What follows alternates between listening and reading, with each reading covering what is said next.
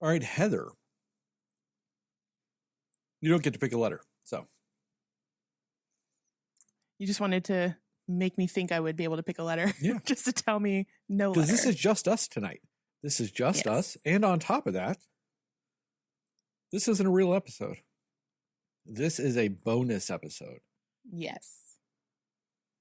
I still haven't even... It's real, but it's not a main. I still haven't even decided if our faces will be on YouTube for it. Yeah. You might be watching this on YouTube with that generic, hey, this is the episode background I've done before. Depends on whether or not I feel like editing it. So if you're watching this on YouTube, you'll know whether or not I felt like editing a video. Yes. Because this is a bonus episode. Yes. It breaks all the rules, basically. It does. We're starting with spoilers. Then we're going spoiler free, and then we're going recommendations and scores. Really, just any which way we want to do it. And in fact, the song I'm going to play is going to be the outro. It's not even going to be the intro. It's the outro. It's kind of like a Memento style episode. Yeah, this is the rant at the end of the episode.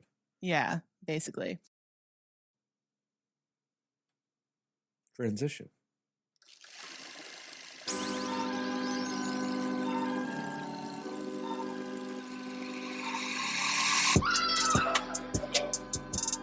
Somebody will listen to me. Nobody knows anything but you. All right. Are you ready? Yes. Come on. Cinema Slayers. Hey, Cinefans, and welcome back to another episode of the Cinema Slayers podcast. I'm Sterling, and as always, I'm joined by just Heather. As we go into this very special bonus episode, and we will be talking about what we liked, didn't like, and everything in between with the Netflix original series, The Fall of the House of Usher. We will go, contrary to what I said before, we will go spoiler-free recommendations and scores, and then into a more spoiler-centric section to allow you to jump around, or with time codes in the description to allow you to jump around in both audio and video formats if you so require. And with all that, Heather, what are your spoiler-free thoughts about Mike Flanagan's Netflix original series, The Fall of the House of Usher? That's like a mouthful to say. It really is. It is when you've also got partially chewed almonds in your mouth, too. Because I was a dumbass and ate my last 3 almonds during the intro song. Not even at the beginning. I was like, oh, it's 3/4 of the way done. Let me throw these almonds in my mouth real quick. And as soon as I started chewing, I was like, fuck me, I'm stupid. So I am pretty much a fan of anything Mike Flanagan that I've seen. I haven't necessarily seen everything he's done. There are a couple of his movies I think that I haven't seen, but as far as his shows go, I have seen all of his shows, and I'm a fan of him. I really enjoy his work a lot. So I was looking forward to this before it came out, and when I saw the cast, which is mostly people he's had in all of his other stuff, you know, I was on board for it. I wasn't, and I will say this, like, I'm not like the most familiar with Edgar Allan Poe's stuff.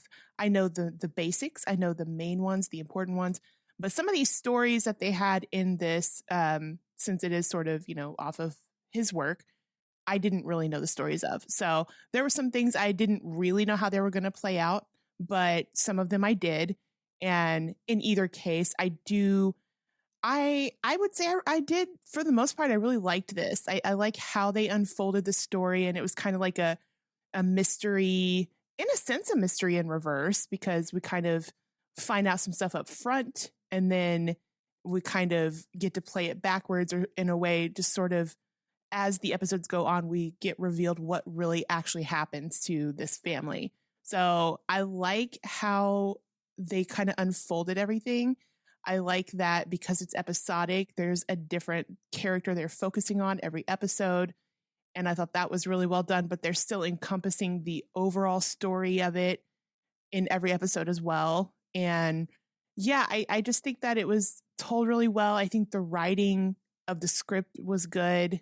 I think the reason I like Flanagan as much as I do is because I really like the way that he writes about like his ideas about death or spirituality or just things that, you know, are a little bit more profound and a little bit more up in the air that could be a good discussion with people. And he kind of talks about different aspects and different points that you can make in those areas in his work. And I feel like he does it in pretty much everything he does. So that's why I like it. And I think that that's kind of why it kind of makes sense that he would do an Edgar Allan Poe thing with it. But yeah, I mean, I do think that it's not a perfect show and it's not even my favorite show that he's done, but I think it was unique. I think it was interesting. And I think even though I knew how some of this was going to play out, I did like the journey that we got when I was watching it, you know? So I do overall think that this was a pretty good show. And I mean, I might call it top 3 of his for me. Top 3, top 4, somewhere in there of his shows for me. Not that he has that many, but it's somewhere in there. Doesn't he only have 5? Does he? I thought he had like 6. I don't know. What does he have? He has House on Haunted Hill. Yeah. Bly Manor. Yeah. Midnight Mass. Uh-huh. Midnight Club. This one. I really thought there was one more. Bly Manor? Did we say that? I did. Oh, you did? Okay. I counted that one. Oh, never mind. Okay. Well, I'll give it top 3 then. I'll say top 3 of the 5. I was going to say, it's got to be top 5. He's only got 5. It's definitely in the top 5 of his shows I've seen. But I think I'd probably put it in the top 3. I don't have necessarily a specific order, but I do think it's up there. It's one of the ones I like that he did. Yeah, I don't know. Yeah, I would say probably top 3. But overall, yeah, I think it was good. Great acting, great writing, and yeah, it was overall really entertaining to see everything and how it unfolded. I agree with you for the most part. One of the things I slightly disagree with you about on this is the fact that I didn't completely love some of the aspects. Like I did not completely love the fact that the episodes kind of gave away what the plot was of the episode. Like by knowing the title of the episode, you would kind of know what was going to happen during the episode. Like you knew it was going to end. And I kind of wish that there was a little bit more of a mystery to some of the episodes. Like instead of it being, this is how it's going to end, you know? So I do wish that there were certain things like that were better. I think the pacing was a little weak at times. I think, you know. Yeah, I can actually agree with that. Yeah, the way they drug out some of the story just to take some of these really short Poe stories and to drag it out to make it last for a whole episode and to tie it in with everything else. Like, it doesn't always mesh well together, and it doesn't always pay off completely whenever it comes to the pacing of it. But, I mean, the acting's really good. You know, at this point, anytime Mike Flanagan does anything, you just know who the cast is going to be. He only adds like 2 different people, you know, a series. But like, yeah, for the most part, you know exactly who the cast is going to be. It's typically a very rock solid cast. Don't really have any complaints about that. And the one thing that Mike Flanagan does do, I think better than a lot of people, especially when it comes to a slightly horror type of thing, is visually, no one creates a theme or a setting better than Mike Flanagan when it comes to this stuff. Just the way the way he'll do lighting, the way he'll frame stuff, just the color palette that he'll use for certain shots and stuff like that. It really always plays well to the atmosphere that he's creating for this show or movie or whatever. You know, even right down to, was it Dr. Sleep or Mr. Sleep? I don't know, whatever the fuck that movie was. Dr. Sleep, yeah. I mean, it's the same thing. They're like some really just beautifully atmospheric shots. And also the way he frames villain characters. I love visually the way he frames the villain characters. Not to be very specific, but there's a shot at the end of this with Verna, and it's just her silhouette and its glowing eyes. And it just really like brings home what she was. And whilst also, and it's something we'll talk about later, is she really a villain? You know, she's the villain for the main characters, but is she technically a villain in terms of the story? You know, there's a lot of those elements to it. I mean, this show does really hit the big, broad Edgar Allan Poe beats. It also brings in just characters from other stories, even if it's not completely like telling that story. It might use a character name from one story, telling the story arc of another story, you know. So there's like lots of Easter eggs of Edgar Allan Poe throughout this. And, you know, not all of it was lost on me, but then some of it was because, you know, I haven't read Edgar Allan Poe since I think like 9th grade. Same. Yeah. You know, so, I mean, some of it's cool, you know, when you're like, oh, I know what that story is. That's a cool thing, you know, but yeah, it also didn't make me want to go read Edgar Allan Poe. So yeah, any of the stuff I missed, probably not going to ever get. Right. Yeah. I mean, I do agree too, like sort of what you were saying. Like, I feel like Mike Flanagan's very thoughtful. I feel like he's just very intentional with everything that he kind of puts on screen in front of you, but also very intentional in how he writes stories out. Like he's drawing out very specific things that he wants you to think about or specific things that he wants to tell you or say.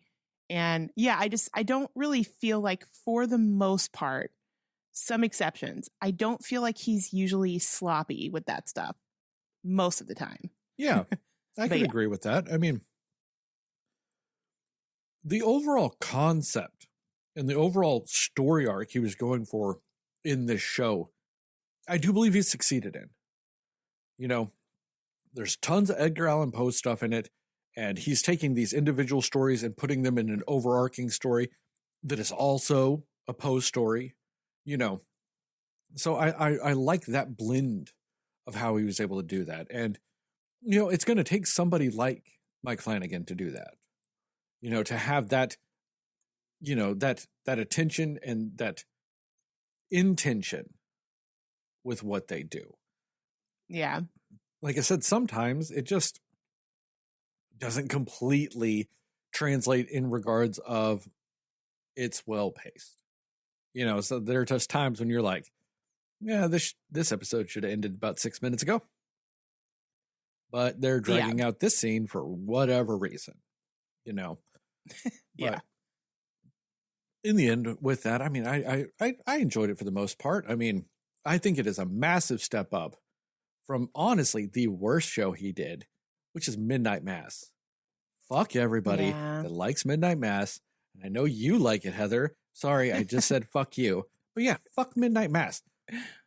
And it is solely because these people are just like, oh my God, this vampire is an angel. This obvious vampire is an angel. And they spend the whole series just going, that's an angel. It's doing nothing but vampire shit. It's not doing a single thing that angels do. Just doing vampire shit. It's an angel. And I'm just supposed to buy that. Like, and see, that's where I kind of meant when I said, like, for the most part, he's not sloppy. And I don't even think he was sloppy. I feel like with that show in particular, the last 2 episodes, I feel like just didn't match with the tone or just the carefulness of every other episode of the show, if that makes sense. Like, because I really enjoyed the whole aspect of, in that show, like getting to know why the characters were there and just the conversations with the priests and, like, you know, actually having the crisis of faith thing talked about in there. Like, I just thought that was really well done. And then in the last 2 episodes, it just ramped it up to like 100 with stuff that wasn't, you know. I agree. They are beautifully written characters in Midnight Mass. Beautifully written characters. They are also all dumb as bricks. All of them just the stupidest people you will ever meet. Because they looked at a straight Nosferatu looking motherfucker and went, Angel of God. Like, I get the essentially the premise of it is that this is theoretically a world in which there are no vampire stories. Like there's no vampire movies, there's no vampire stories. That theoretically, this is a world where this vampire's lived or whatever, and there's just nothing else. There's no media, no nothing. So nobody knows what a vampire is. But this is also our world in like what it came out in like 2020, 2021, somewhere in there. Mm-hmm. Yeah. We know what vampires are. So that story is stupid. I guess it's kind of equivalent to like in The Walking Dead when they just call them walkers. They don't really know what zombies are or refer to them as zombies, really. Is it kind of, I guess it would be kind of the same thing as that, but I get what you mean. Get that, but they at least are using names that make sense. Walkers, biters, dead guys. Angel's not one of them. In what universe is like, because I know the whole biblical concept of an angel, like there's also a lot of people on TikTok. They're like, oh, the biblical concept of an angel would scare you. No, it wouldn't. Like there are also more than a vampire. No. It's the true form of an angel or whatever. And they're like, oh, it's like 1,000 eyes. It's like, no, that's actually a very specific thing. That's not technically all angels. Like it also does describe angels in the Bible as looking like people. So, right. Not weird. But there's still no description of an angel you can apply from anything in the Bible that looks like that fucking thing. Nothing. Yeah. There's no positive connotation to go along with what that thing looked like. Yeah. Just there wasn't. That thing looked like a monster. It did. Yeah. Yeah. And I'm not trying to body shame. A little bit ugly though. I mean, and I don't know if it was supposed to be like, because all those people had, in a sense, drank the Kool-Aid of what they were telling them, that they just couldn't be convinced that it wasn't what the priest was telling them that it was. I don't know. But either way, I'm just like, there was one person, right? I think the one lady's mom, the one that the priest was like with at one point, is the only one who was just like, nah, I'm out of here. Like, and the sheriff. But yes. Well, that was the one that knew him when he was younger. Yeah. Because no one else. Yeah. But she at least was like, nope, I'm out of here. And the sheriff was only there because he was trying to save his son. But they were the only ones that like had any sense about, what is this? I get what you're saying about the whole drink the Kool-Aid thing, but that priest thought it was an angel. Yeah. Worst priest ever. And I can't say that. There's a lot of bad priests. I can't say that. Scratch that. But oh, terrible. Just terrible. Yeah. Anyway. Yeah. I mean, I really liked Bly Manor. I really liked Haunted House on Haunted Hill. I like the movie The Haunting that's also based on the House on Haunted Hill. There's an older movie, The House on Haunted Hill. I really like that, that story. So there's also a version of it of like The Haunting of Hill House. There's all kinds of movies that are based around that concept of the Hill House and stuff like that. Really dig it. I mean, not Scream 2, Scary Movie 2, also based on The Haunting, which is based on that. So, I mean, I feel like it's almost like unanimously his best show is Haunting of Hill House. I think unanimously, I don't know anybody who hasn't thought that, but it's very, very good. And yeah, I could see the argument for that. I mean, and it's almost like, and for me, like, I kind of I do agree with you. I think Midnight Mass is probably the weakest of his shows, in my opinion. But I also have a weird love for Midnight Club, and a lot of people weren't big on that one. I liked it a lot. I thought it was great. It's up there for me. But yeah, a lot of people are like, they think that it's probably his worst. But I don't agree with that. I don't know. I think I would rank it Hill House, and then probably Bly Manor, and then this. Or actually, I'm lying. For me, Hill House, Midnight Club, this, and then Bly Manor. But I do realize Bly Manor's better than Midnight Club. I just prefer Midnight Club, if that makes sense. Midnight Club, I think, was just a little too disjointed. Mm-hmm. It comes across as like a weirdly adult version of Are You Afraid of the Dark? Yeah. And yeah. I think that when everybody had seen so many of his other things and it was just like cohesive story and all this other stuff, and then all of a sudden, bam, like this, like it was very different. Yeah. So I get that. I mean, I'd go Hill House. I'd go Bly Manor next. I'd probably go this Midnight Club to Midnight Mass. Okay, that's fair.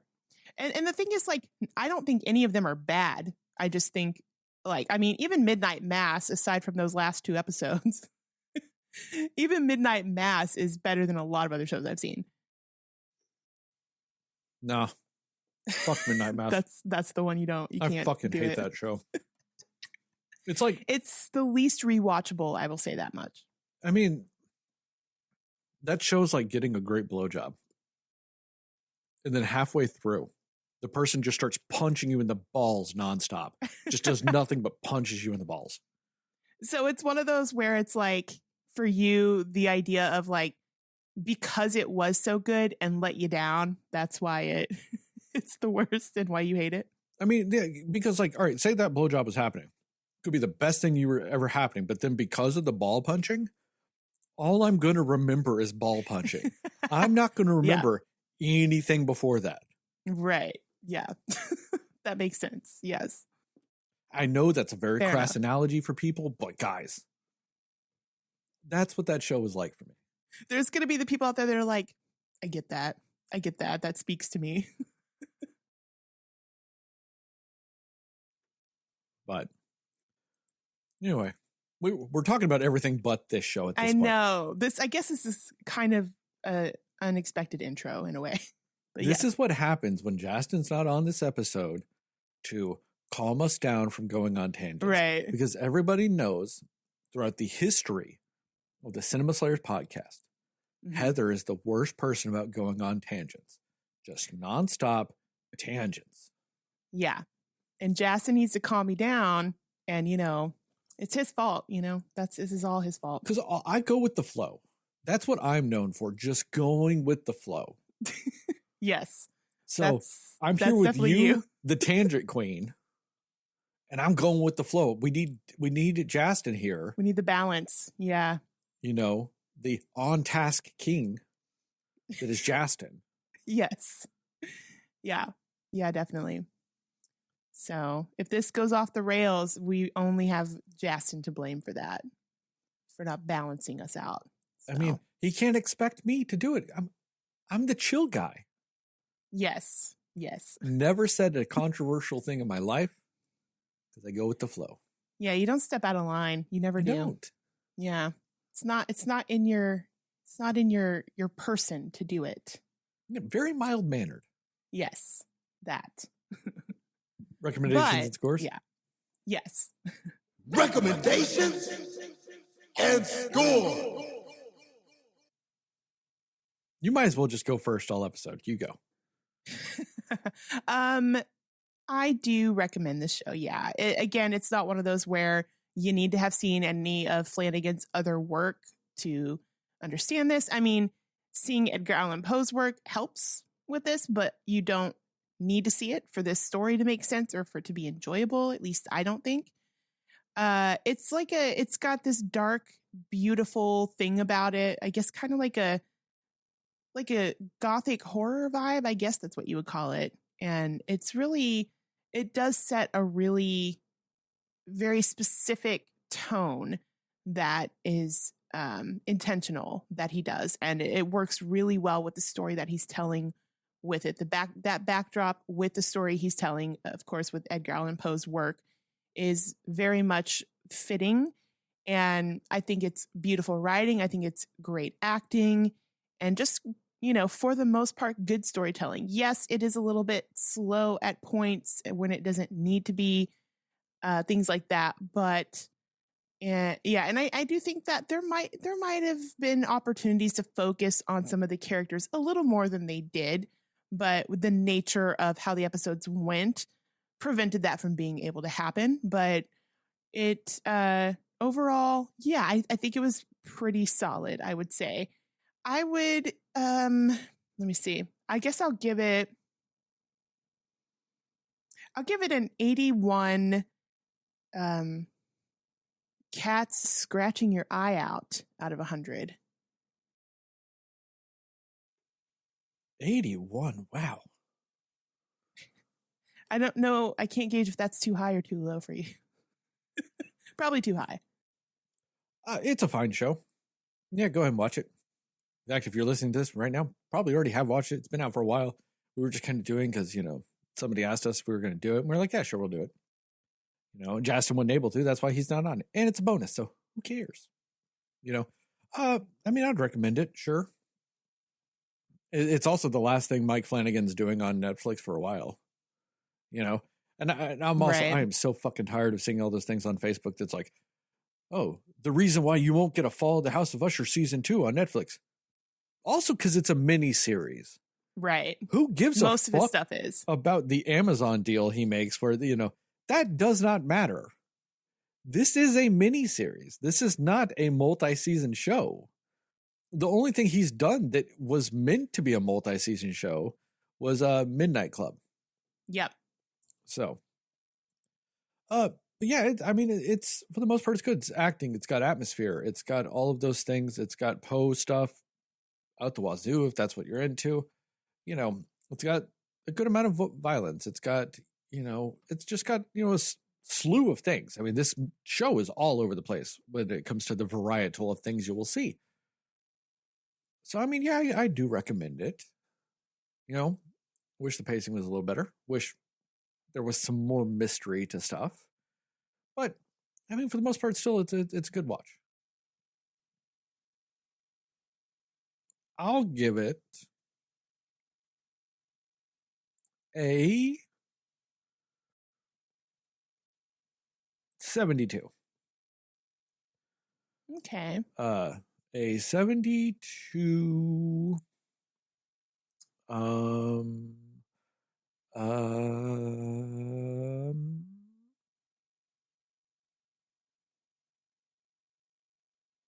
don't know. A 72. I love Raul Kohli. Isn't that how you That's say that? valid. Yeah. Rahul Kali, I think. Yeah. That's valid.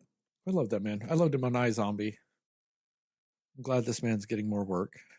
He was the single best thing about Midnight Mass, 100%, hands down. And I really liked that also that Malcolm Goodwin was in this show.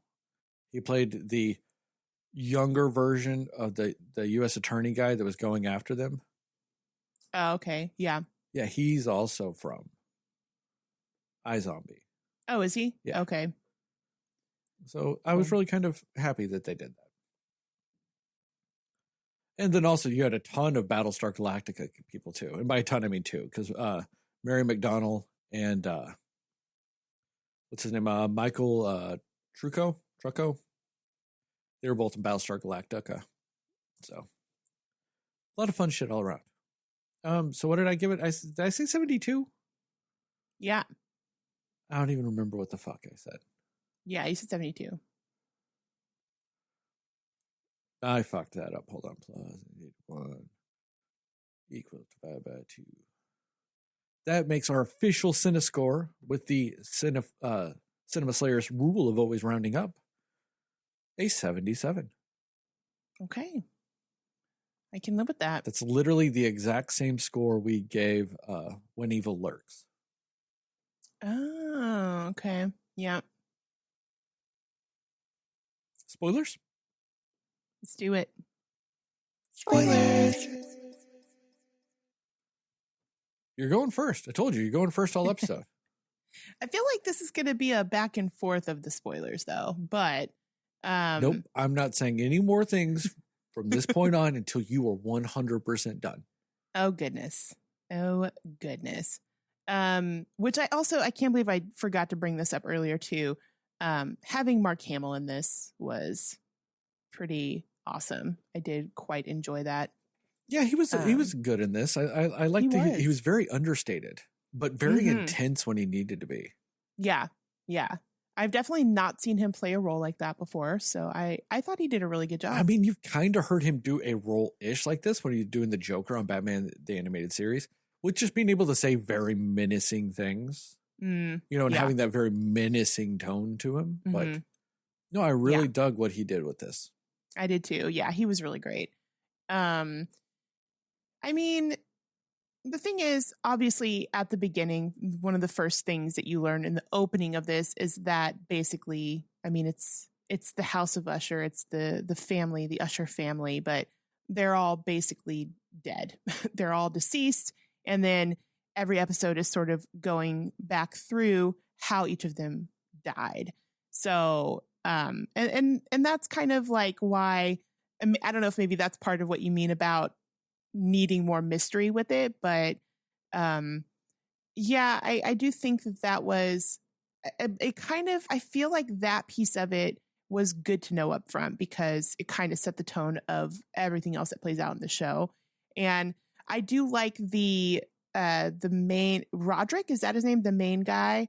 I did like the scenes when he's just sitting there talking to the attorney, right, the attorney guy. I did like those scenes a lot because I don't know, I just think that I'm forgetting the guy who plays Roderick, older Roderick, but he was fantastic. Like he did a solid job. And I just really, I just like everything he did with how he played this character. That was Bruce Greenwood. Bruce Greenwood. Yes. Thank you. He was just really excellent in this. I know I've seen him in other things before, but I just thought he really was a standout in this one. He plays Captain and Admiral Pike in the reboot of the Star Trek movies. Oh, okay. Okay. That's the biggest thing I knew him from, like, right away.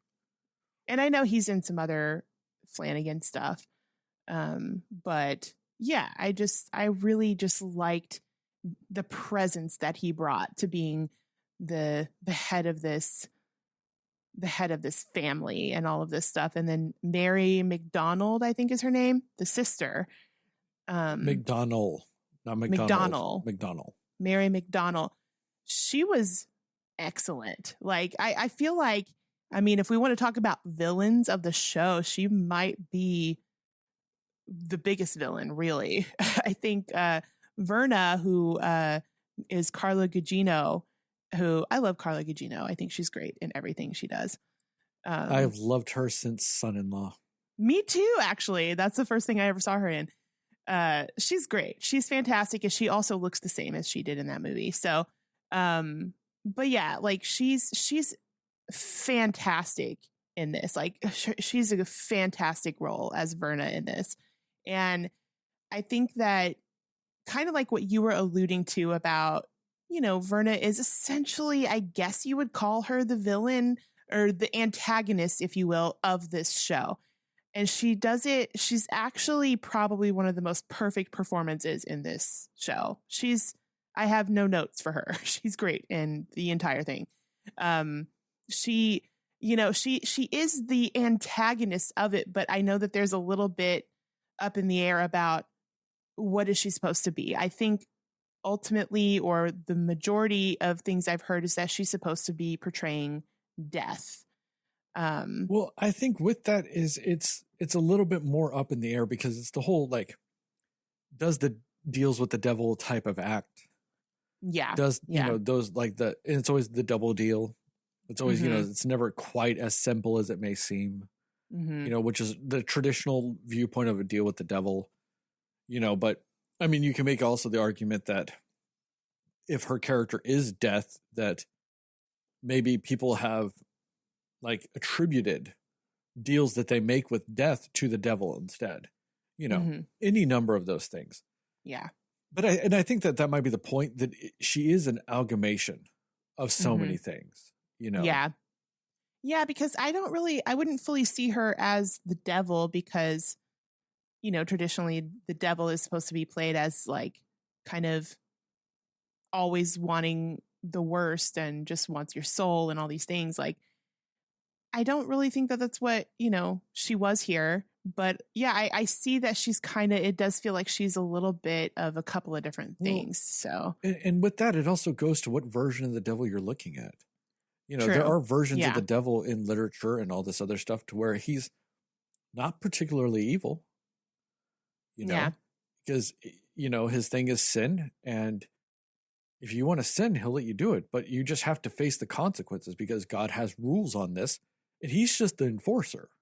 Mm-hmm. Yeah. He's not even directly like, I'm evil. It's just, hey, you sinned, you're going to be punished. But, but he, it's not that he wants people to sin, or it's not that he wants people to like go to hell. It's just, if you're in hell, you will pay the price.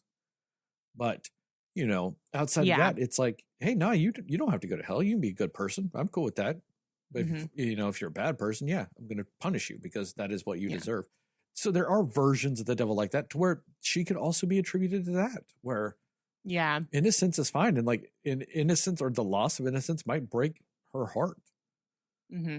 Because if Because you think about the scene with Lenore, right, and like how and I actually loved that scene. I thought that was a really great scene where, and she regrets it. She's like really sad and doesn't want to do it, doesn't want to make her die, but it's just kind of the deal that was made before. And that's the thing. And that's why I wouldn't really attribute her to being death.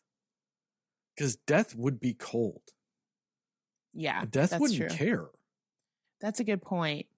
That's why I don't think you can solely say she is death or she solely is the devil. Like, I think there is just an amalgamation of so many things. Yeah. That she can be kind of attributed to it. Like, almost like in general, in the end, she is just a supernatural force. Mm-hmm. Yeah, because also you're right. Like, you wouldn't be able to make a deal with death, and because death comes for everybody. So it's almost like you can maybe try to prolong it, which I guess that's what I felt like the Roderick and the sister were doing. But you're right. Like, it's almost like you can't just make a deal and not die, because you got to die at some point. So that's fair to say. Yeah. I guess, just a supernatural being of some kind is what she was. Yeah, because like I said, death would just be cold about it. Yeah. Like, that is the one thing that is universal in so many ways. It's like death is indiscriminate. Mm-hmm. It doesn't matter. Comes for everyone, just does its job. Done. It doesn't matter what point in your life it is. Like, death will come, like, at some point. It could be when you're 5. It could be when you're 95. Right. And with that indiscriminate nature to death, that's why I don't think, like in that scene with Lenore, I don't think death would have cared. Yeah. Mm-hmm. So it scenes like that just make me feel like it's not death. Yeah, or the scene with, I'm forgetting who Mark Hamill's character's name is, but the scene with him where she's like, what do you want to do? I'm giving you this choice, and like, and he chose what he chose, and I thought that was a really great scene too. But it's almost like, I'm going to choose. You can't. It's death wouldn't just be like, do you want to die or not? Like, that's just not how that works. So yeah, that's fair. That's fair. I think she's just, she's very, what's the word? Like, just you kind of unambiguous. Is that the word I'm thinking of? With her, the way she handles stuff, it always depends on the person. Or ambiguous. Sorry, go ahead. The way she, it always depends on the person. Yeah. Yeah. Like with Pym, she was kind of matter of fact about stuff. Yeah. But she respected his choice. Mm-hmm. Like, I respect that. With Lenore, like, she did take pity on Lenore. It wasn't going to change what she was going to do, but she took pity on Lenore. Because of all of the family of Usher, she's the only one that was not a piece of shit. Yeah. Right. And I really dug the job that, what's his name? Elliot from E.T. Yes. did as her dad. Yeah. Maybe he was actually the biggest villain. Could be. He's one of them. The way they really did his arc was fantastic. Mm-hmm. But, and the joy she took in that one, Yeah, exactly. Like that. When people deserve it, there's joy. When they don't, she doesn't. And like I said, death, there's an indiscriminate nature to death. And like I said, she always plays into that. Like, there were some of them she was slightly pitiful on. She had some pity for some of them, but like never enough to just do what was meant. Right. Like, she tried to save Lenore's mom. Mm-hmm. She just took too long to respond. Mm-hmm. You know, she saved all the staff that was there. Yeah. You know, like Technically, she, in a sense, saved the mom, but she later. did. Yeah. But Yeah. I mean, she tried to fully save her because she Yeah. knew the mom, whilst being still tempted by what the House of Usher meant, was not fully of them, was not fully what Yeah. they are. Mm-hmm. Same with Lenore. Lenore was not like the rest of the house, you know, and Lenore was even less tempted by what the House of Usher meant. You know, the mom Yeah. slightly was, but, you know, but like that mattered to her, you know, and in just by the sheer fact that she was not blood related, the mom could live. You know, same with the stepmom, you know. So Mm-hmm. there are so many aspects of it in that just make me very curious. Like what was Flanagan specifically going for? I Mm-hmm. would think that would be a fun thing to know, but at the same time, I don't think it completely detracts from what this show did by not knowing directly what Verna was, other than being a what anagram for Raven. Yeah. Right. I mean, and I guess too, I think I did see something where someone said like she's technically maybe supposed to be like a god in some way because giving you make your choice. I'm telling you what they are, but what your choice is, here's consequences and things like that. So I could see the argument for that as well. And the whole thing of, having pity for those that didn't deserve it. But, so I could kind of see the argument for that as well. To me, it would depend on the style of God, like whether it would be an old god or a new god. Which also, though, that tends to be more Lovecraftian.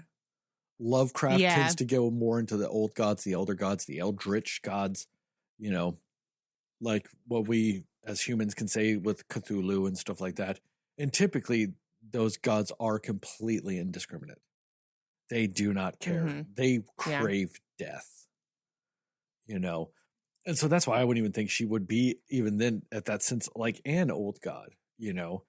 Maybe a slightly milder version of an elder, like, or an eldritch god mixed with the vaguest of concepts of Christianity, like the Christian God, like, you know, all they ultimately want is for you to be a good person, but they will give you, you know, they allow you to not be, they, you know, will even tempt you with it.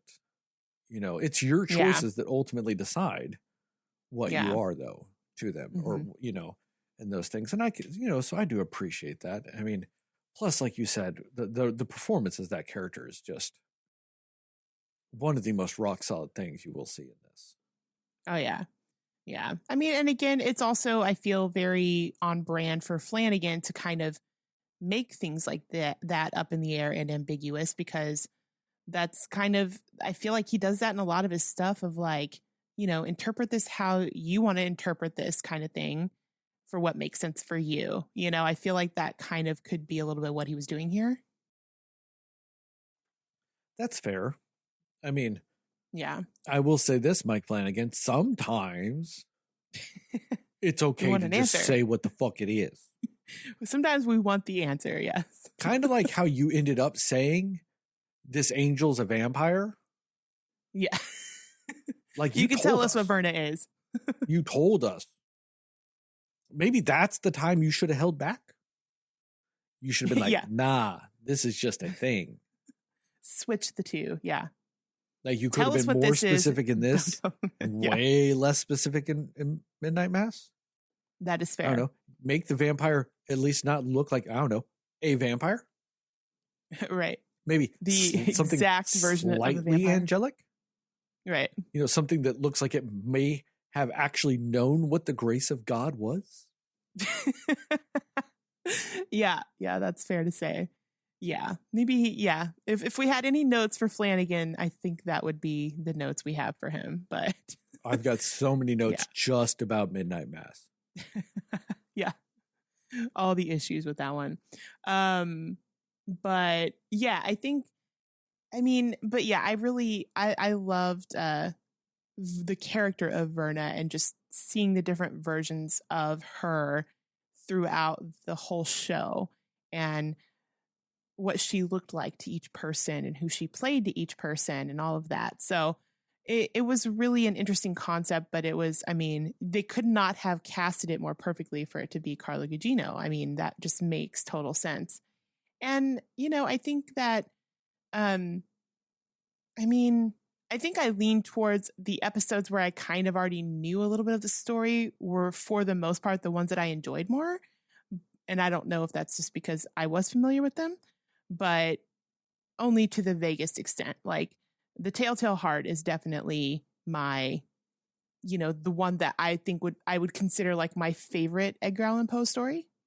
Is that solely because they reference it in an episode of Psych?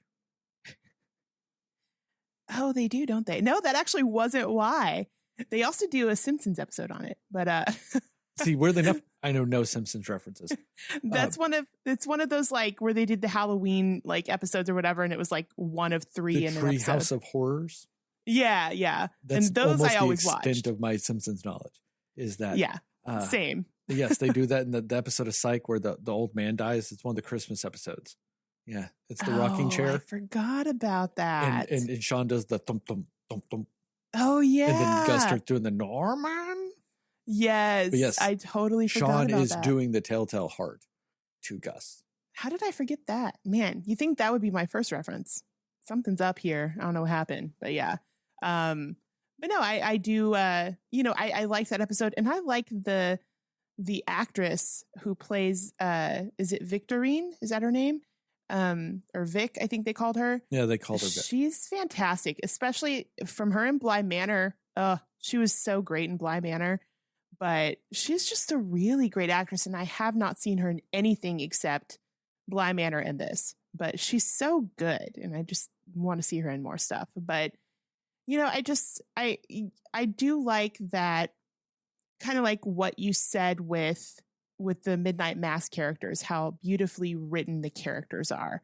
I feel like that is also true in this show, because while yes, you know, the overall general idea of what type of people they are and all these things, they each have their own little nuances. They have their own little things about them or quirks or stuff like that that's fleshed out a little bit more with each of them.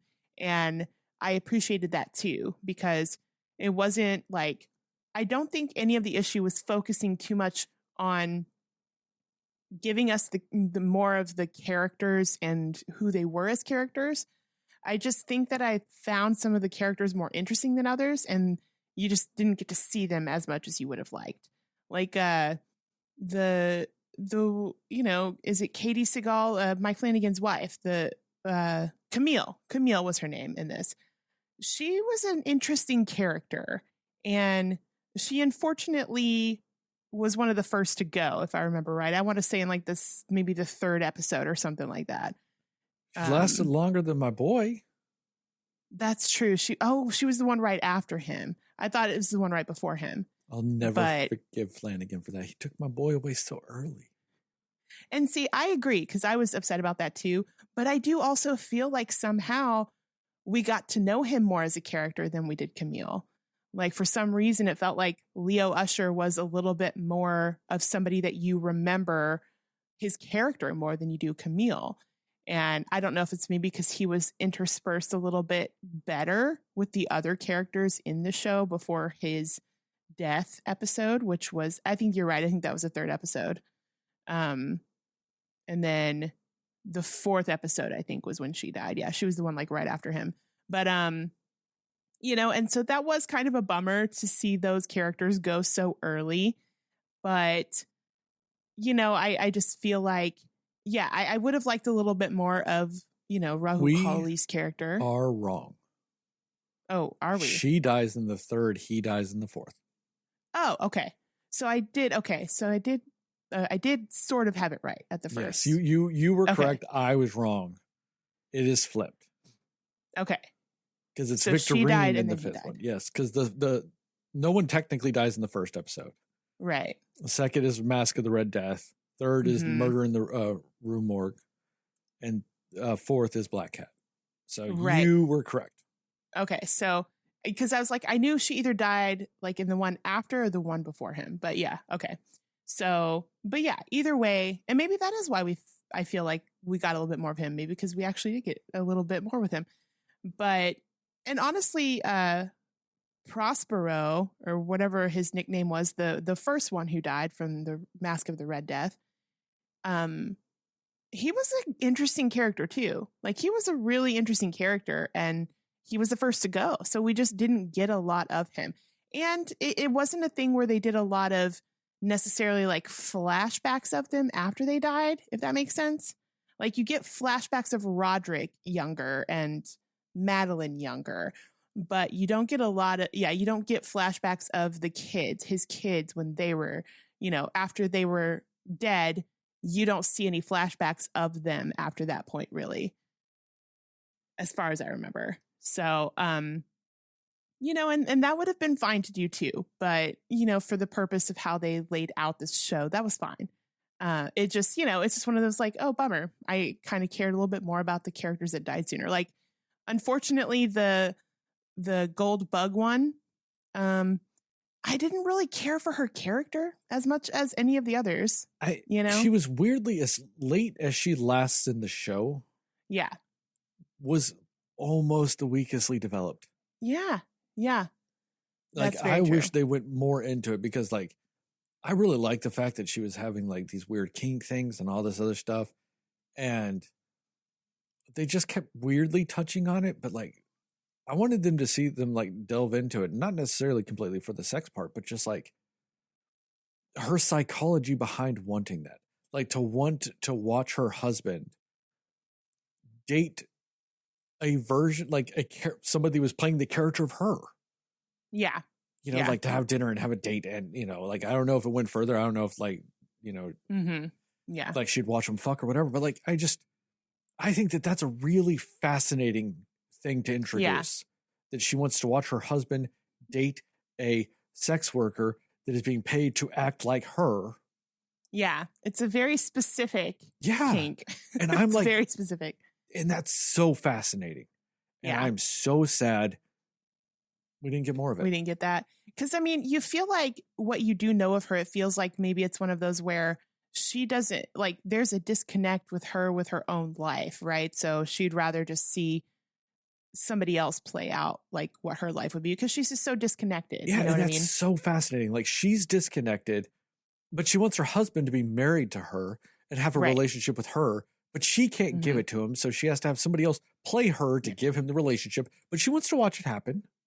But then she gets so jealous and consumed by the idea that he's having the affair with the fake her. And like I said, that delve into that psyche is so incredibly fascinating to me. And I don't think we really delved into it enough. That's true. And I'm so disappointed in that, because I think that they really went hard at the psyche of so many of the other characters, especially like Vic. I think Vic, you get this great, overwhelming and thorough explanation of what she's psychologically doing and breaking down and all this stuff. And you just don't get enough of that with her. And I just really wish there was more to it. And maybe that's why I think her, and honestly, Camille was probably another weaker developed character. Maybe that's why I wanted more of her, because we didn't get a lot of her development in the show in the moments we did get her. But I think that the interesting thing too is the actress who played the lady from the Gold Bug. She's in a lot of Flanagan's work, and I'm trying to remember what her name is. Oh, Samantha Sloyan is her name.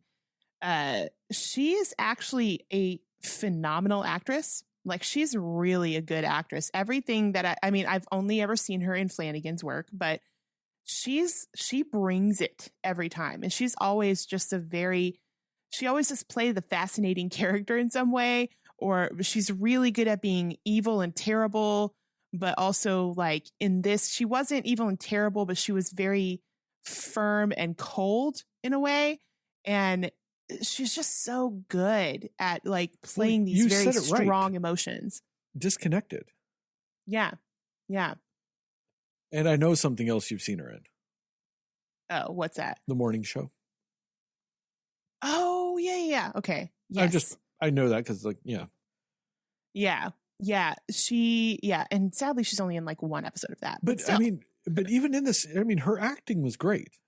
And maybe that's more of one of the reasons why I wanted more of that story. This was the only one of the stories where I was like, they didn't put enough in. I think sometimes they dragged it out. And maybe it's because they really wanted to focus more on the Poe aspects of things. But I'm like, you introduced some really cool psychological fucked up shit. Give that to me. Right. Yeah. Because and the kids were, so it was Prospero, and then it was, who died after? Oh, that was, Camille. Yeah. And again, there too, you see that whole thing of like, just her wanting to control everything and all the people around her too, like even with her assistant, you know what I mean? Like, yeah, she's like, okay, when you're my assistant, you literally do everything.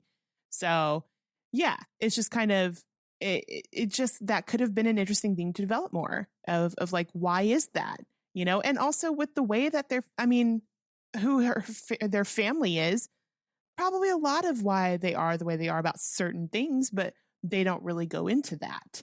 So, but yeah, so, and there was Camille, and then there was Leo, who, I just think, I have like, I don't know, I saw a theory that Rahul Kohli is pretty much just playing himself in that role. I could kind of see that, he's like a gamer and like, just his like personality, you know what I mean? Just an oozing, just fuckability nonstop. That haircut. I like that haircut, Oh, that and the tattoos? Yeah, the neck tattoos. Like, he had this like goat devil fucking thing on his throat. I wanted to lick it. Yeah, he just, it felt like he was just playing a little bit more of like a maybe dramatized version of basically himself. You know what I mean? How is he not the most fuckable person alive then? If that's just a version of him. Yeah. Yeah, he's an attractive man. Yeah. But like, and he's then there attractive was human. Yes. I don't give a fuck. He's an attractive human. This is true, yes. But and then who was after him? I think it was that's Tamerlan. Vic. Oh, it was Vic. Right. It was it's Vic after that. And then it's then it's Tamerlan. Mm-hmm. And then it's Frederick. And then Frederick. Yeah. Frederick. Yeah. Yeah, and then it's Roderick and Madeline in the last one. Right. Yeah, yeah. And so you just see, I don't know, you just feel like you just the interesting different ways that you see, their lives play out. Like, I think that Camille and Tamerlan were the ones that were the least developed of the children that they showed us, and Perry a little bit.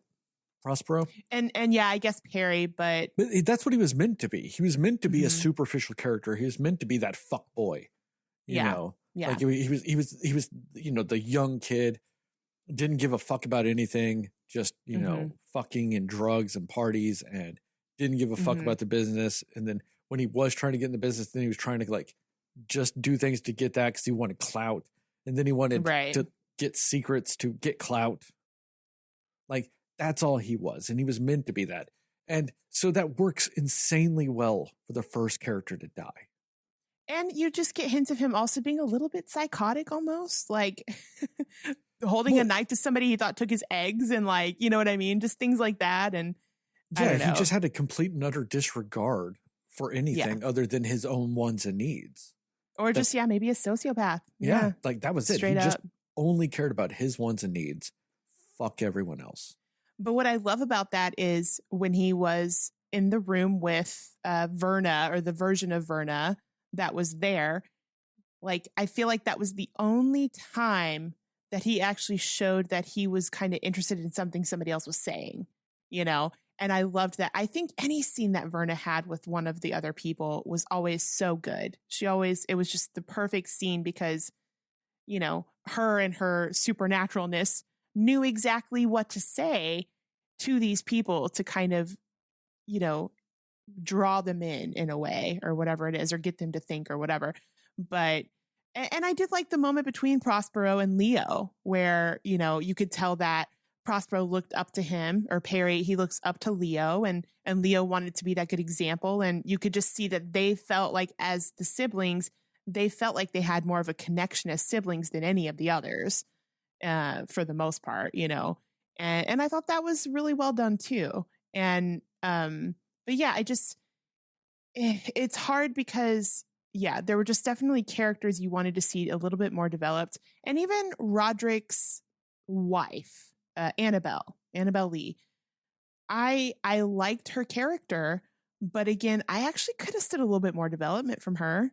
I mean, I think that she was kind of meant to not be, because she wasn't technically a main character.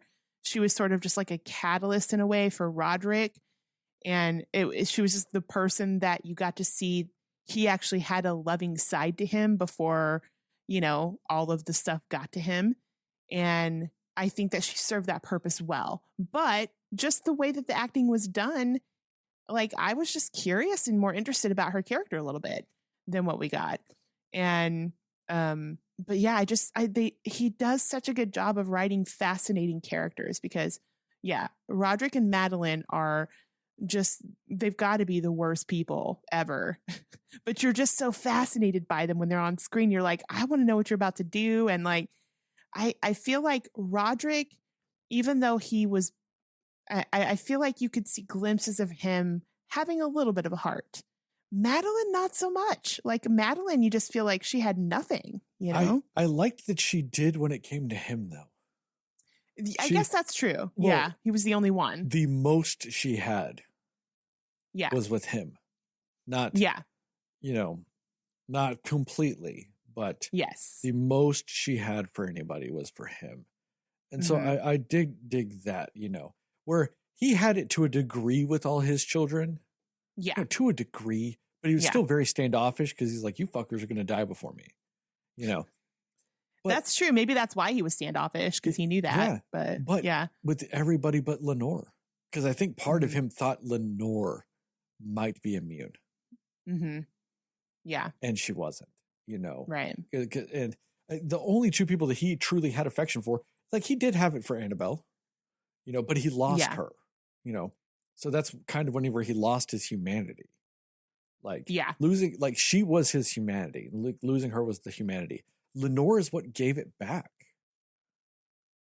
And he lost, you know, like, she was the most like Annabelle Lee, you know? Yeah. And, you know, but outside of that, he, you know, it's Madeline. That's the only other person he has affection for is Madeline. It's Madeline, it's Annabelle, it's Lenore.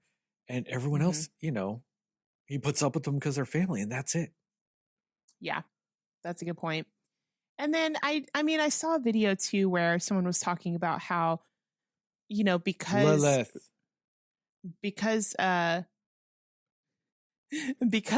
my cat is yelling at me from upstairs. So if you just hear, so you're just yelling back down. I thought I muted it to tell her to hush. That's all good. When I said that and you went quiet real fast, I was like, I'm not on mute. Yes.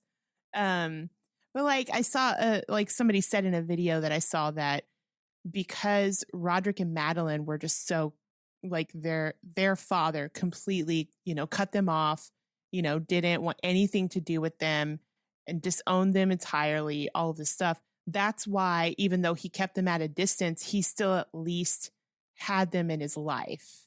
And I thought that was interesting because I didn't actually pick up on that, but that makes sense, you know, because he's like, I know what it's like to feel like my father's completely just disowned me and not talking to me.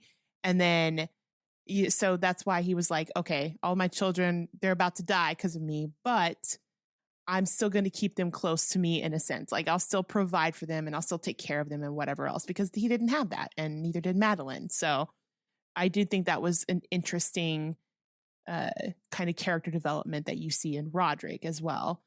But yeah, I think I also like, you know, I'm a big fan also of Zach Gilford, who played the younger version of Roderick. The interesting thing about him though is I think he's a good actor, but I think that it was almost at times hard to believe him as this like menacing guy, or that he was going to turn into this menacing guy just because he just looks like a nice guy. You know what I mean? So it was just like almost like this is going to be the same person, but then, I mean, when he had to bring it, he brought it, I mean, I felt like that worked just for the sheer fact that it was kind of meant to be that duality. He wasn't evil yet. He was on his way. Yeah. He was, right. But he still had something. And then he went evil, Yeah. But the thing is, it's also the last scene when he fully goes evil. You get it. You see but it. It's also the last scene with him. Yeah. They don't show any of the scenes with him as younger Roderick after that point. Yeah, that's true. And it worked. I'm saying like he did a great job with it, but it was almost like, I guess I wasn't expecting it to work, and also because he typically plays a nice guy in things I've seen him in. It's just because you still remember him as a high school quarterback in Friday Night Lights. This is true. Yes, that is where I first saw him. He's no longer a child. He's grown into a man. Let him be a man. Although I don't even think he was a child when he was on that. No, he wasn't. He's probably 57 when he was on that show. Yeah, on that show. So he's like, how old now? 60 something. At least 192. Yes. Looks good for his age then. Yeah. But, so, and it did work, but it was just one of those where, like, for a minute, I was like, I don't know. Like, I feel like I'm going to have a hard time buying this as the younger him. But I'm always glad to see him and stuff. I just was like, how's this going to work? But yeah, that last scene, he pulled it off. Younger Madeline, though, she nailed it. She absolutely nailed it. I don't remember her real name, but she was fantastic as Madeline. And I completely bought every bit of her growing into older Madeline. Like that just was solid. Nailed that casting. But yeah, I think that's Willa Fitzgerald. Willa Fitzgerald. Oh, she was in the Scream TV show. I was like, I know that name too. Yeah. Yeah. And so I really did think that they did well with who they casted and what they casted them as. So I do think that was so well done. And I think that, like, again, with, is it Pym? Is that Mark Hamill's character? Yeah. Arthur Pym, I think. No. Arthur Pym. Yeah. I think you're right. Are you sure? Yeah, I think because didn't they call him Art? Because Hank Pym is MCU. Okay. That's what I was worried as. I was worried I was saying Ant-Man. Mixing him up. The Michael Douglas Ant-Man. You're right. Yeah. It was Arthur Pym. Yeah. So, but yeah, I think, and Mark Hamill was so good as that character. I think you're right. Like when you say he was understated, but there's some energy or presence that he brought to that character that I thought worked so incredibly well. And you do get glimpses of him. And in that moment too, when he's talking to Verna and they're having that conversation, it was so beautiful. And it just really kind of made me want more backstory for him or just more character development from him in general. But it's weird. It's a weird duality with it because at the same time, I feel like because of how well written he was, you only needed the one scene to really get that character development from him.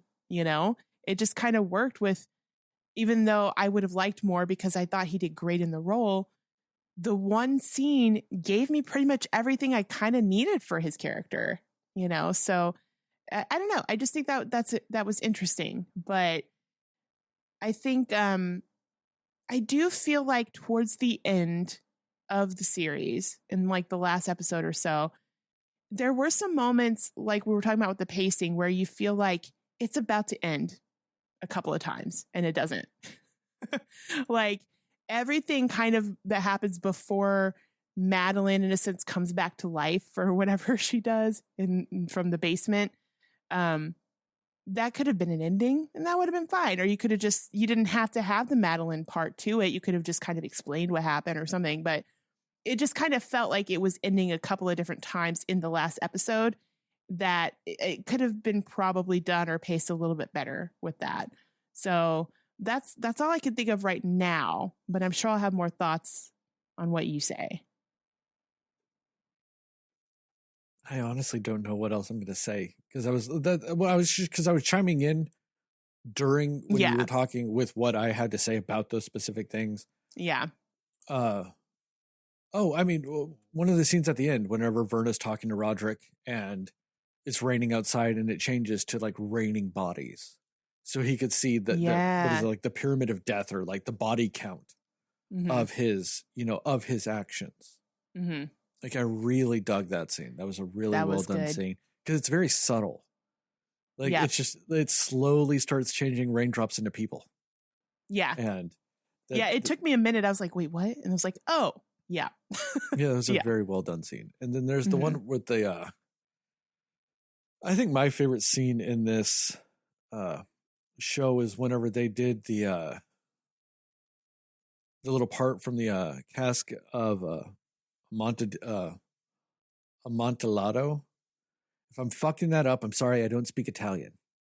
I also don't care enough to pronounce it right in Italian. So who gives a fuck? But like when they're doing that to his boss, whenever they're just like, they got him drunk and they drugged him, put him in the wall, and they're just letting him fucking, say all that bullshit, say all that shit. And then they start monologuing. Like I really liked when the sister kind of started monologuing and he's just still putting the bricks. Just Yeah. Yeah. like, up, still doing the bricks, Yeah. That There was was something probably very daunting about that. Yeah. Yeah, that was my probably favorite part of that. And I also dig the scene in the second episode where it's the acid rain. Like the Mask of the Red Death is one of my favorite stories of Edgar Allan Poe's that has really kind of stuck with me. It is one of those stories I love that, and it ties in thematically with this a little bit too and it ties in thematically of what we said earlier with death is indiscriminate. Death does not, care if you're rich or poor or whatever. Like these rich people thought they could, separate themselves from the cholera outbreak that was happening outside their walls and throw this big lavish party, and just say, fuck all the poor people, they can die. And, this was like a version of that. And it's just, I'm all about eat the rich. So fuck it. Let them all fucking get killed. That's fine. All acid rain deaths. But I liked too, like the ambiance that they presented in that nightclub. You know what I mean? Like they just, like, I don't know. When Verna just comes in, she's got the mask on and just the whole thing, and it just, I don't know, just the build up to that moment and the build up to this nightclub thing that he decided to do was just really well done. It was a really good episode, Yeah. And, I'm also all down for a sex party scene. That too. Yes. So, I mean, I don't know. Like, it's one of those ones where with that, it was really well done. And I really, like I said, I like that. Like you said, I like the way she introduced into it and all of these things. Like it had a really nice flow to that episode. But then I also did dig the Pit and the Pendulum episode. Like that's another one, Yeah. I dug. And I really just kind of like the fact that randomly there's just a pendulum murdering him in the middle of that thing. Yeah. Which I actually didn't know that story. I had not heard that story before for some reason. I think I've heard the Mask of the Red Death and Telltale Heart, the Raven, and I feel like that might be the only ones of his from this, at least, that I knew. I knew Rue Morgue also. See, I didn't know that one either. I did know Pit and the Pendulum. I know the poem Annabelle Lee. Oh, yes. Yeah, that's true. There was no episode, but the reference was understood. I knew the vague aspects of Arthur Pym because that comes from the only like book he wrote, like full novel he wrote was Arthur Pym. I knew like some of the vague aspects of that. But I mean, with all that, it's, kind of like, it's just kind of a mess with some of it, Like it's good. And it's also, there are so many references to stuff. Like I said, there are characters that they pull from other stories, like the names. And, they put them into this where it's just mixing it with the stories together. So there's a lot with that. Yeah. And I'm trying to think too, like, what was what I liked the scene at the very end with Verna going to the gravestones. I thought that was really well done too, because I like seeing the little different things that she put on their tombstones that kind of represented them or represented how they died either way. But Yeah, I like thought that was pretty cool. The representation of what was important to them. Yes, that. Yeah, and I guess like, oh, and one thing I was going to say too about the scene you were talking about where they're like laying the bricks and everything is she wrote on that one brick that "you're so small," right? Which is what Annabelle Lee told Madeline, like in a scene or so right before it. That was interesting to me because I'm like, I guess because with Madeline too, she's so cold that you almost feel like something like that's not going to stick with her. So I was I'm just trying to decide if I think that's something that affected her enough to where she wanted to say it to someone else, or if she was just like, oh, that's a good line, I'm going to use that on him. You know what I mean? I think that with that, it would have more to do with the fact that while she is very confident and very sure of herself and everything, like, you know, that it weirdly did hurt her that Roderick's wife said that to her, you know. Mm-hmm. And I think it's a kind of a symbolic thing of of sealing it up in a wall, like, because like that was also the downfall of her humanity, was, you know, sealing him up in the wall too. And so in doing so, you know, it's like she's sealing up the last time she's hurt in, you know, putting the boss in the wall with her humanity too. Yeah, that could be it.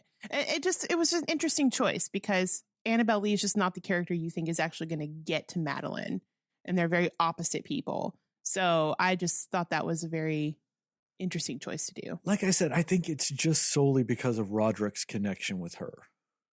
Like Roderick, and that's Roderick's wife, and, you know, like the only woman that Roderick's loved outside of their mother and her, you know, that's what it was that I think intimidated her to a degree, because up until that point, it was probably the only opinions he cared about were their mom's and hers. And then now all of a sudden he cares about Annabelle's. Yeah.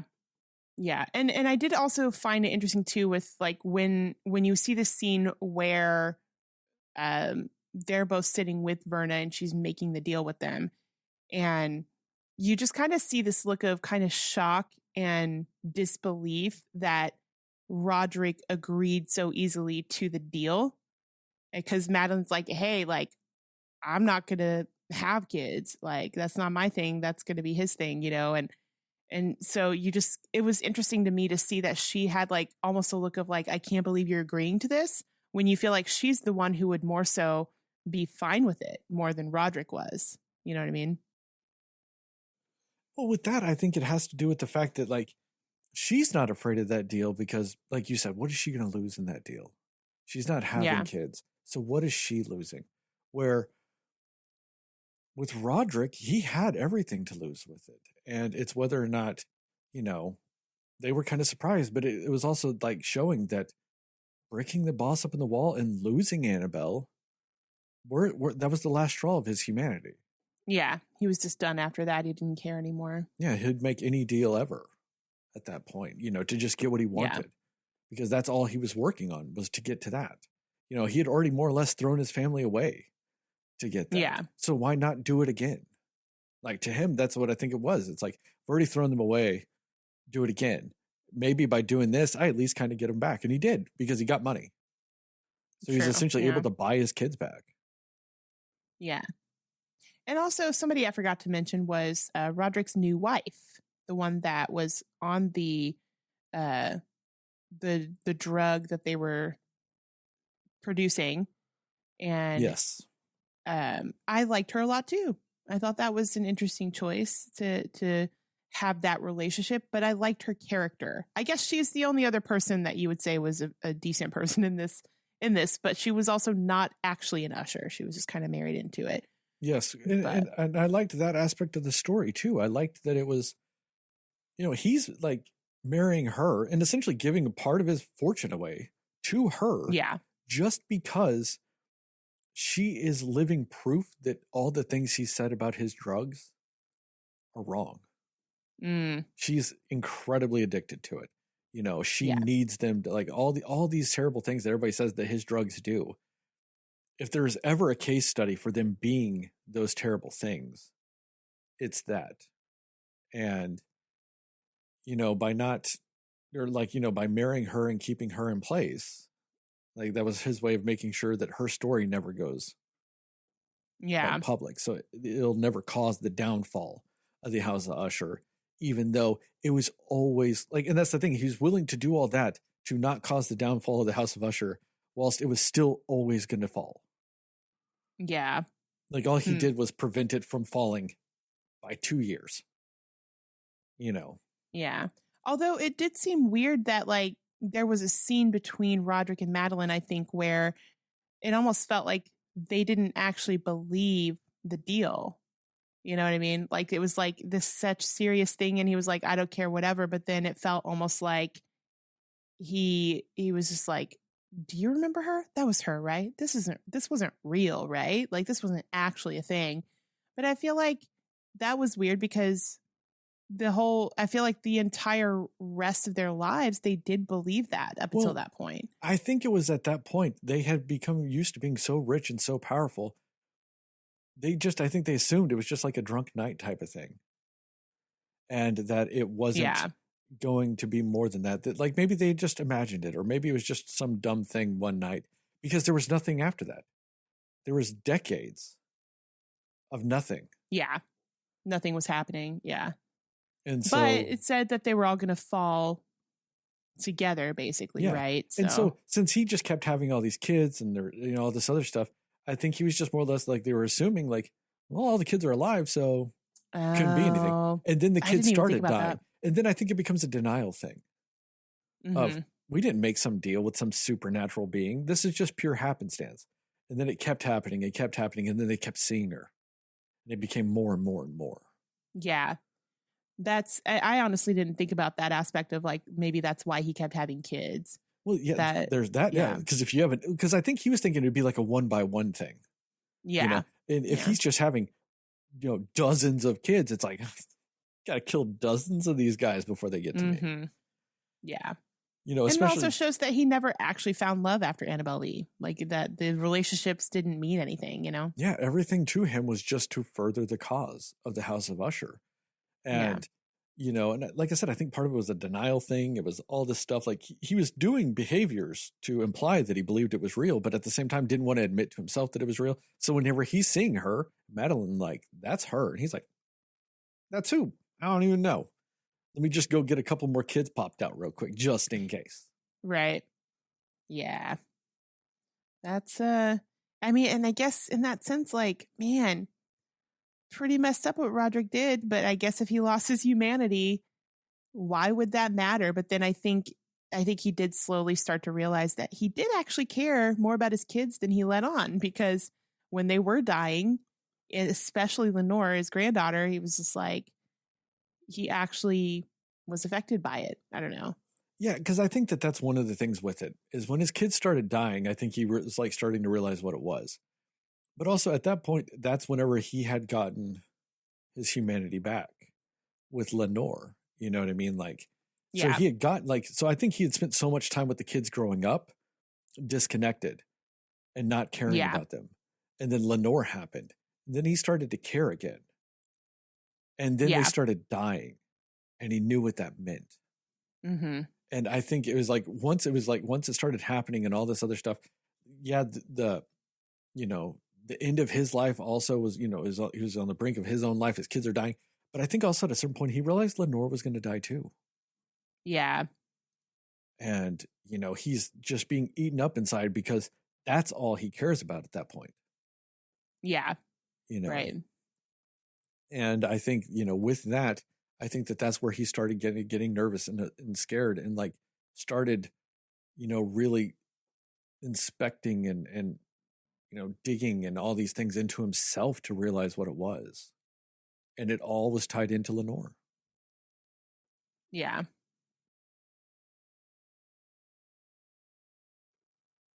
But I mean, I don't know, for the most part, like I said, there's a lot of interesting stuff in this show.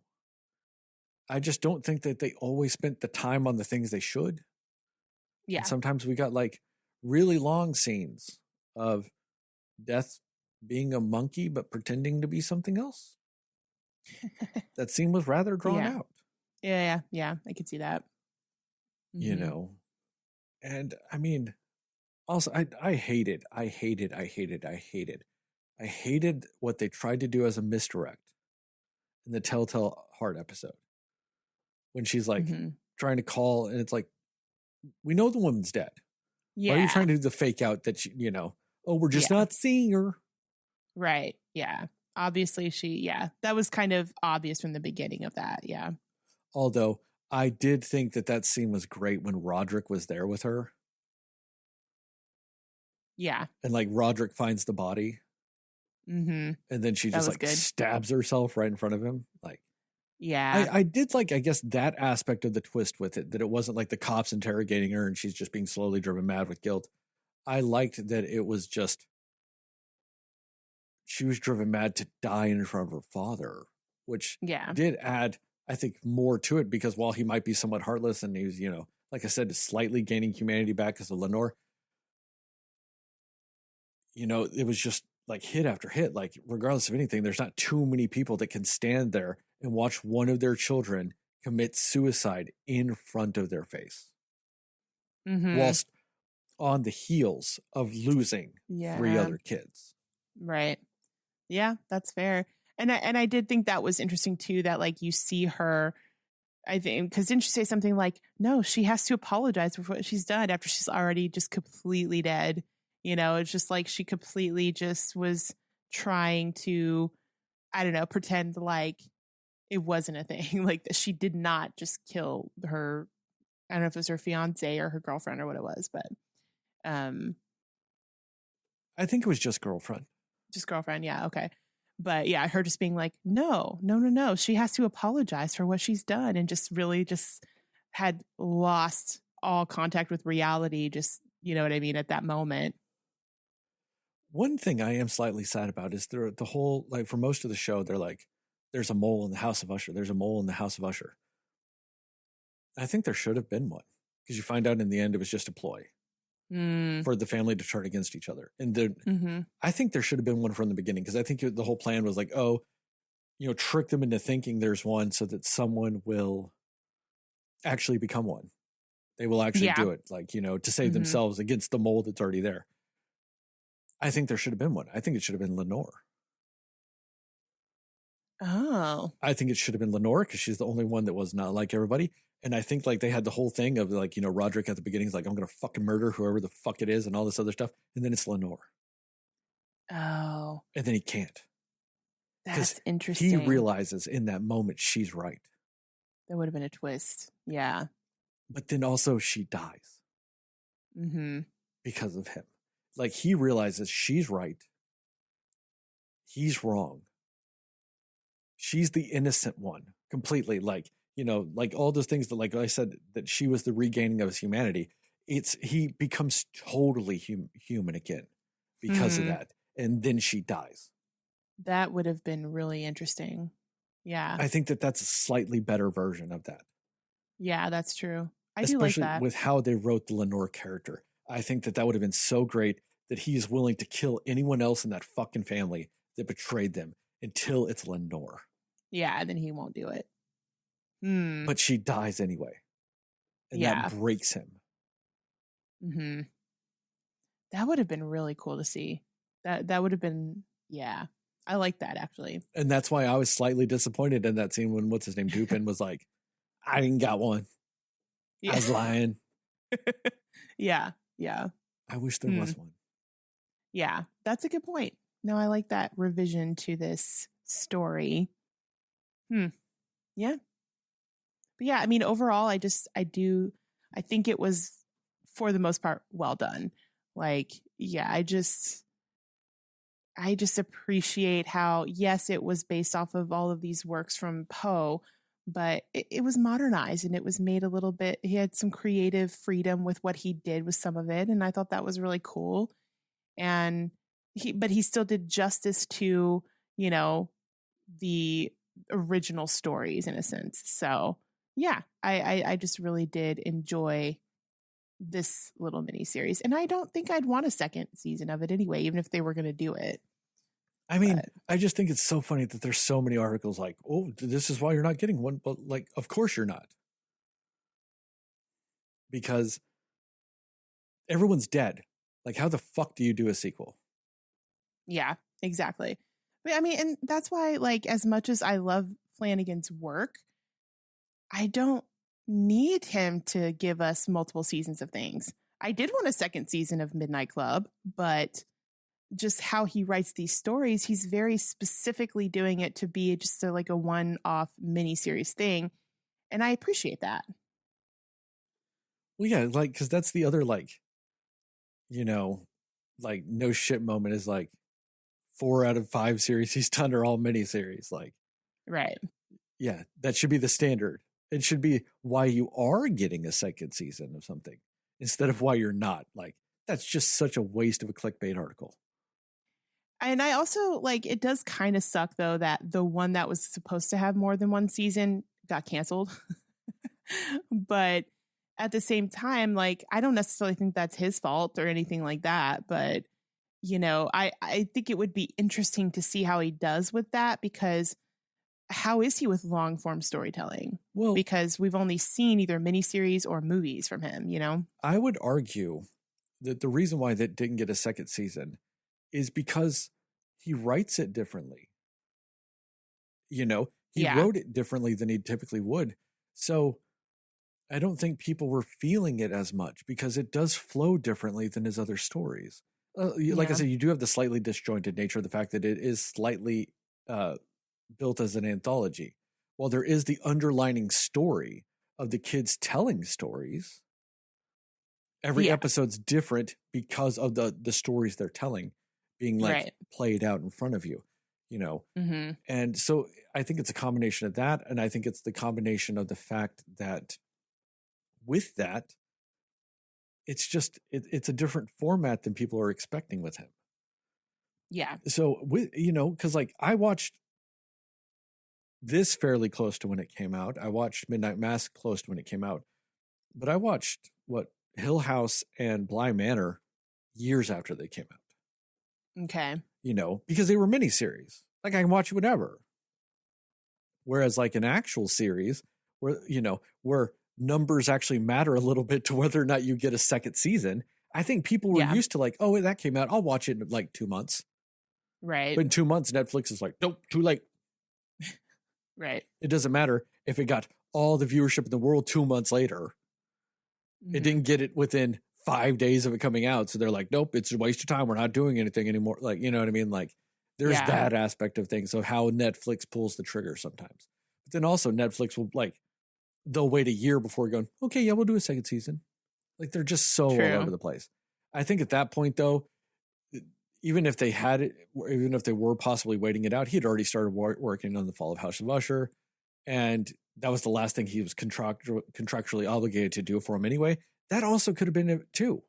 He was only contractually obligated to do X number of things. And when you've got one, it's whether or not you get something new or you get a second season of something. And if the second season is successful, do you get a third? You don't get a third unless you get a new deal. So it's like hedge your bets, just get another guaranteed miniseries out of him and hope you get a contract with him and maybe give him a second season after a new contract. And then they didn't get one. Amazon got it. Yeah.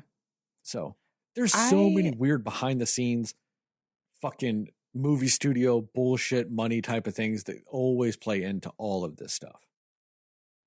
Yeah. I would also just be curious to know, like, if he'd want to do multiple season things, you know, like maybe he's just like, no, that's not really my jam. I don't know. Well, I'm sure if he got money for it, he might. I mean, he did for that though.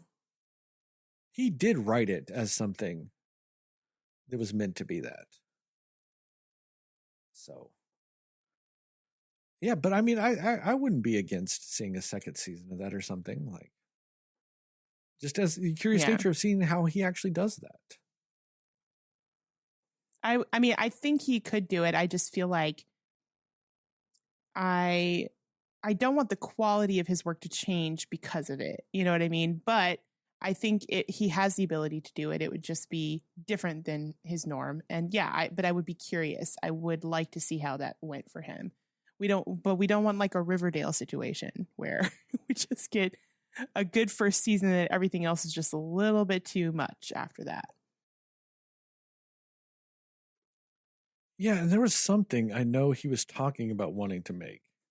Like, I know he wants to redo the Dark Tower franchise because he's done a lot of Stephen King. Like, he's done Gerald's Game and he did Doctor Sleep. So, That's true. So there was stuff like that, but and I know he wanted to do a version of the Dark Tower series.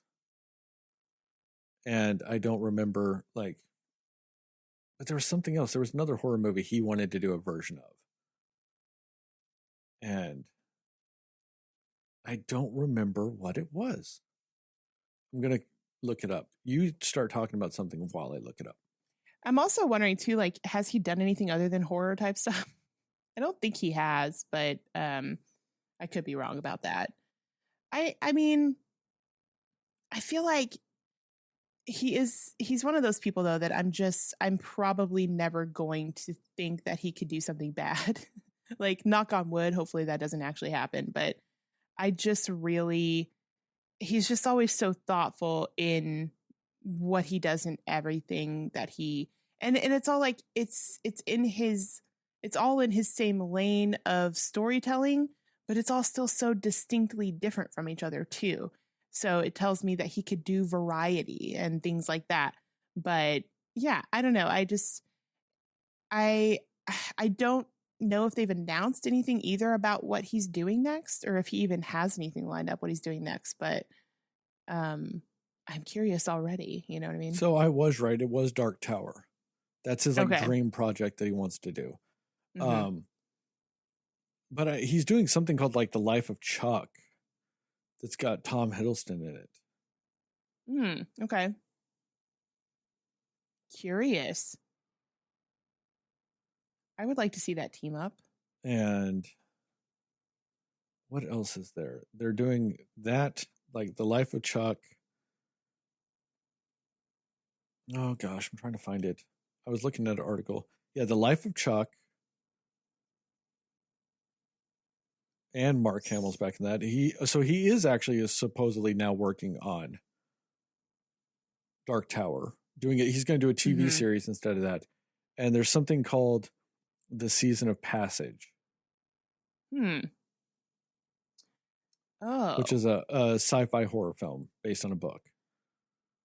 I'm just looking at this Life of Chuck, and I enjoy this cast so much already. Got Matthew Lillard in there. Got a little more Rahul Kohli, of course. You got Harvey Guillermo from What We Do in the Shadows. You got a little, what's his name? Chiwetel Ejiofor. It's a good cast. I don't even know what this is about, but I'm already in. Yeah, that does sound really cool. Yeah. And then, of course, some of the usuals. Yeah. Usual suspects. But yeah, so those Karen Gillan. Karen Gillan, isn't it? Yeah, but those are the 3 projects he's got slated for Amazon. Is those 2 movies and a TV series. But also that TV series can last, so. Yeah, that's true. But yes, anything Mike Flanagan does, it's one of those where I'm just going to watch it. I'm going to watch it, whatever it is. But, all right, you got any more thoughts or any last thoughts or anything else about this here fall of the House of Usher? I think I'm good. So, on that note, thank you guys for listening to this very special bonus episode of the Cinema Slayers podcast. Check us out on the internet at www.cinemaslayers.com. We are on Facebook at Cinema Slayers Podcast. We are on Threads and Instagram at Cinema_Slayers. We are Cinema Slayers Pod on TikTok. We are at Cinema Slayers Pod on YouTube. Shout out to Plug Migo and Mundo Show for our theme songs and logos, respectively. We'd really appreciate it if you gave us a 5-star rating and review in your podcast catcher of choice. Just remember, tell your family, tell your friends, tell your friends' family, tell your family's friends, and most of all, tell those dear sweet mothers, because dear sweet mothers love Rahu Kohli. It's the only answer. Humans love him. Yeah, that includes mothers. So yes. I'm just saying everybody, not just mothers. Yeah. Yes. Agree. We here at the Cinema Slayers podcast are all pro slut, pro Sydney, and pro naked. Just remember, you are Knuff. And as I always in these TikToks, these YouTube videos, and this podcast, according to Justin, Moon Knight is the Best Picture winner.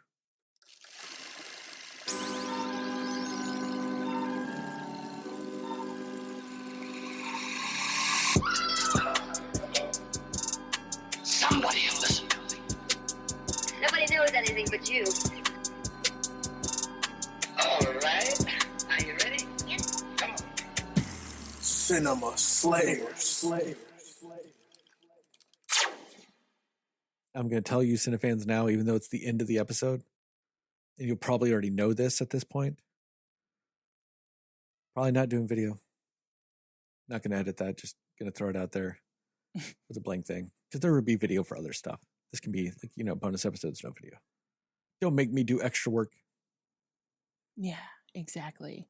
Also, if we don't have just the hilariousness of Justin's face as we roast him in the outro, it's not worth it. It's not worth it. Even though the other episode we're recording this week is also not having Justin, so that one will have video. So yes. You just don't get to look at Justin's ugly face, and that's according to Heather. Oh boy. So Justin, if you're listening to this, I am sorry that Heather said your face was ugly. I did not say it. I didn't do it. She did. And if there's video, you could see her face right now of her just intensely being like, his face is ugly. Oh boy. I can tell you right now, I can see her face and she means it.